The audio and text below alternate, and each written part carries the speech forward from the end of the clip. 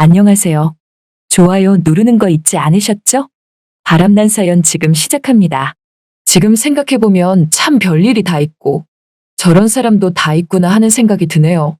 그리고 그때만 생각하면 참 아찔하게 다가온답니다. 지금부터 해드릴 이 이야기는 오래전에 제가 대학교 다닐 때 직접 겪은 이야기랍니다. 저 같은 경우는 지방에 살다가 서울 명문대에 합격하여 대학생활 때문에 서울에서 대학교를 다녀야 했답니다. 당시엔 집안 형편도 넉넉치 않았고 간신히 비싼 학비를 대주시는 부모님 때문이라도 꼭 대학교 나와서 성공을 해야 했죠. 그런데 걱정인 게 마땅히 서울에서 학교 다니며 지낼 데가 없었답니다. 학비 빼고 남은 돈은 턱없이 부족하고 서울 하늘 아래 어느 집 하나 제가 가진 돈으로 보증금 내고 생활하기엔 역부족이었죠. 저는 안 되겠다 생각하여 제가 다니는 대학가보다 조금 더 떨어진 곳에 허름한 집들 위주로 집을 알아보고 있었는데 그조차도 제가 가진 돈에 비해 턱없이 부족했답니다. 안 되겠다 싶어 부동산에 얘기해서 이러이러한데 좀 더 저렴한 방 없냐고 하니까 그 돈 가지고 집을 어떻게 구하냐며 하숙집도 그 정도 가격은 없다는 식으로 말하더라고요. 그런데 부동산 할아버지가 잠시 뭔가를 생각하나 싶더니 제 모습을 위에서부터 아래로 쭉 한번 훑어보면서 학생 올해 몇 살이냐고 하길래 올해 21살이라고 하니까 할아버지가 잠시 생각하나 싶더니 저보고 방만 있으면 되냐고 말하지 뭐예요. 그래서 전 물론 일하며 잠잘 수 있는 방 하나 있으면 충분하다고 하니까 부동산 할아버지는 그럼 좋다며 따라오라고 하지 뭐예요. 그리하여 전 부동산 할아버지를 따라 방을 보러 갔답니다. 할아버지를 따라 간 곳의 동네는 정말 낙후되고 오래돼서 그런지 금세라도 허물어지고 무너질 것 같은 기분이 들더군요. 하지만 이런 곳조차도 방 구하기가 턱없이 어려우니 시골에서 고생하시는 부모님을 생각해서라도 어떻게든 힘든 대학 생활을 참아내어 꼭 성공을 해야만 했답니다.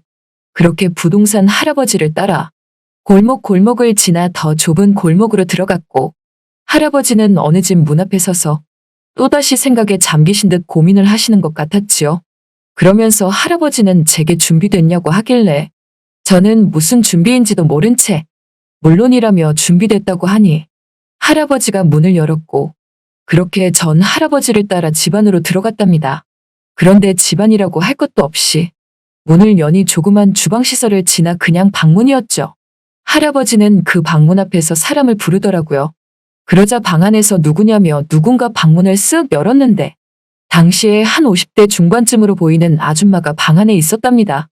아줌마는 부동산 할아버지에게 방 보여주러 오셨냐고 하니까 할아버지가 그렇다면서 아직 방 안 나갔냐고 물으니 아줌마는 물론이라며 아직 방 안 나갔다고 하더군요.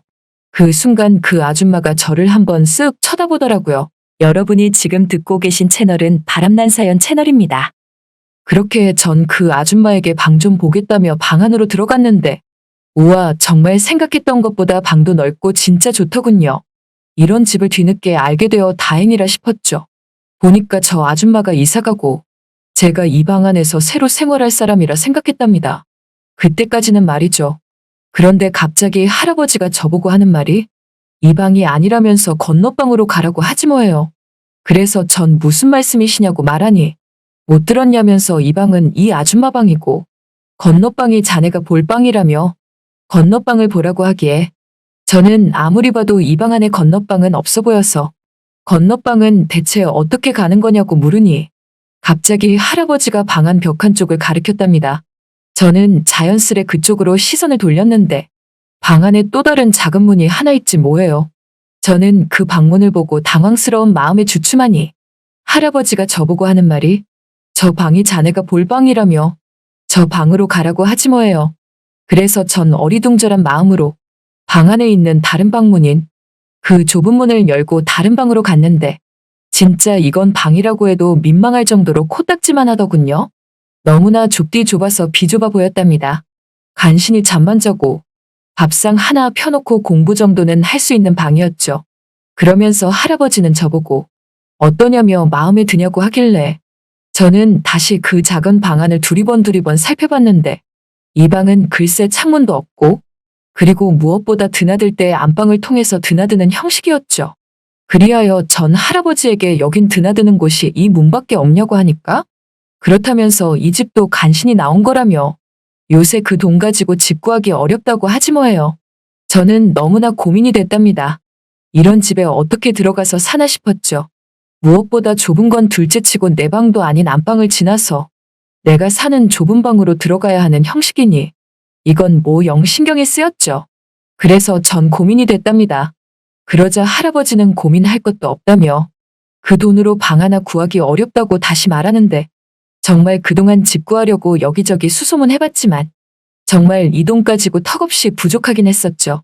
할 수 없이 전 울며 겨자 먹기 식으로 계약하겠다고 하니까 안방에 사는 아줌마가 나를 보고 생각 잘했다며 보아하니 대학생 같은데 그냥 편하게 엄마랑 산다 생각하고 같이 살자고 하지 뭐예요. 참 부담스러운 말투와 눈빛으로 말이죠. 그러고 보니 이 아줌마가 이 집 주인인 거죠. 그렇게 문 하나 달렸다 뿐이지 한방 안에 생판 모르는 50대 아줌마랑 함께 살게 되었답니다. 드디어 그 집에서 산지 첫날이 되었고 저는 화장실이 급해서 아침 일찍 좁은 문을 열고 나오니 아줌마가 안방에서 아직 주무시고 계시더라고요. 저는 조심스레 그 아줌마를 피해서 살금살금 밖으로 나가 화장실 쪽으로 가려고 하는데 아줌마가 갑자기 자다가 눈을 찔끔 뜨며 총각 화장실 가냐고 하길래 그렇다고 하니까 오래 걸리냐고 말하지 뭐예요.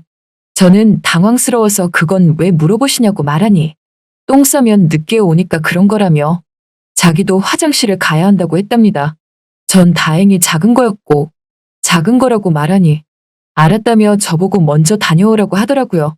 그렇게 하여 화장실에서 볼일 보고 다시 주인집 방을 지나 좁은 문을 열고 들어가려고 하는데 다시 또 아줌마가 나를 부르며 배고프면 말하라면서 그러지 않아도 아침밥 두둑히 해놨다고 말하더라고요. 그 말을 들으니 이 아줌마 참 좋은 사람 같았답니다.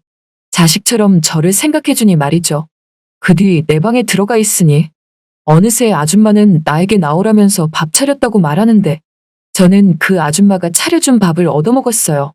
아줌마는 밥을 먹으면서 저에게 오늘 몇 시에 들어올 거냐고 묻지 뭐예요.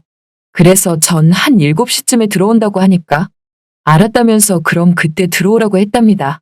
그렇게 전 학교에 가서 공부를 하고 집으로 돌아오니 어느덧 시간은 7시 30분이었답니다.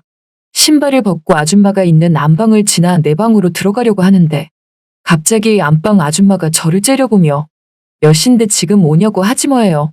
그래서 지금 7시 30분이라고 말하니까 아줌마는 내게 아침에 7시까지 온다고 하지 않았냐며 그럼 약속을 지켜야지. 한 집 살면서 그런 약속 하나 못 지키냐고 하길래 저는 순간 속으로 내가 저 아줌마랑 저녁에 저녁밥이라도 같이 먹기로 한 것도 아니고 그렇다고 특별히 약속한 것도 없는데 그냥 아침에 말한 시간보다 30분 좀 더 늦게 온 거 가지고 저 아줌마가 왜 저러나 싶었죠.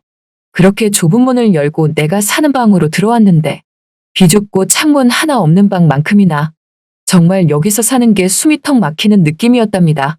꼭 저 아줌마한테 모든 걸 보고하고 저 아줌마를 통해서 내 행적이 다 감시되고 있는 느낌이었죠. 얼마 뒤 방 안에서 책을 펴고 공부를 좀 하다가 피곤하여 그날은 일찍 자려고 하는데 갑자기 안방 아줌마가 제가 사는 좁은 방문을 두들기지 않겠어요? 그때가 아마 시계를 보니 밤 10시쯤 된 것 같았답니다. 저는 조심스레 왜 그러시냐고 말을 하니 주인 아줌마는 어른이 말하면 문을 열고 대답해야지. 문도 안 열고 그렇게 대답하는 게 어딨냐고 하지 뭐예요. 전 이미 자려고 이불 펴고 다 준비한 상태라 문을 살짝 열어서 얼굴을 빼꼼히 내밀며 그 아줌마에게 말했죠. 지금 자려고 하는데 왜 그러시냐고 하니까 아줌마가 갑자기 좁은 방문을 확 열어 제끼더니 지금 잠이 오냐며 아침밥까지 해서 바쳤는데 라고 했고 저는 당황할 틈도 없이 그날은 그냥 그렇게 흘러가고 말았답니다. 그리고 아침이 되었는데 저는 다행히 제가 사는 좁은 방 안에서 혼자 자고 있더라고요. 어떻게 된 영문인지 자세히 기억도 안 났답니다. 그렇게 매번 그 아줌마랑 선 하나 그어놓은 느낌으로 같이 살던 어느 날 아줌마가 다시 또 제 방문을 두들기더라고요.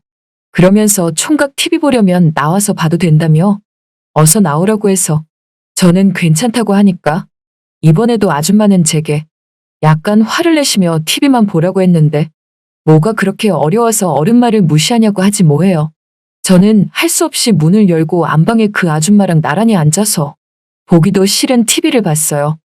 아줌마는 TV에서 나오는 연속극을 보는 내내 갑자기 저를 보며 학생은 애인 있냐고 물어보는데 영 기분이 이상했죠.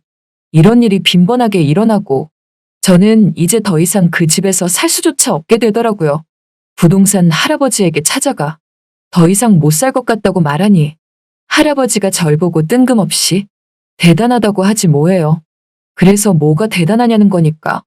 사실 그 집 소개 안 시켜주려 한 건데 학생이 하도 돈이 없고 그래서 제일 싼 그 집을 할 수 없이 소개시켜 준 거라면서 아마 그 집에서 살았던 남자들 죄다.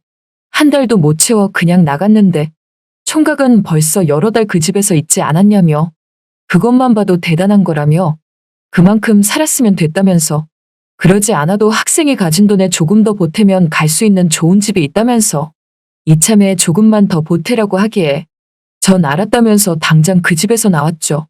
주인 아줌마는 이사가는 저를 보고 쓸쓸한 눈빛으로 꼭 가야 하냐고 말하는데 전 꼭 가야 한다며 굳은 표정으로 대답했답니다. 아무튼 그 아줌마랑 그 집에서 살던 거 생각하면 세월이 훌쩍 지난 지금이지만 아직도 잊혀지지가 않는답니다. 그만큼 정말 난감했던 당시였네요.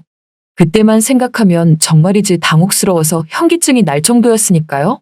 잘 들으셨나요?